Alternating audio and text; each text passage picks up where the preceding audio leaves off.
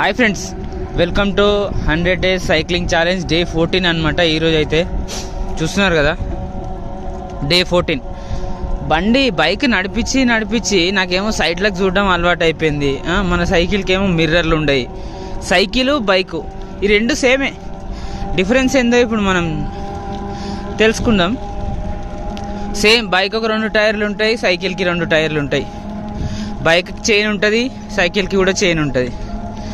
బైక్కి engine ఉంటుంది, కాకపోతే సైకిల్కి అన్నీగా మనమే. మన కాళ్ళు,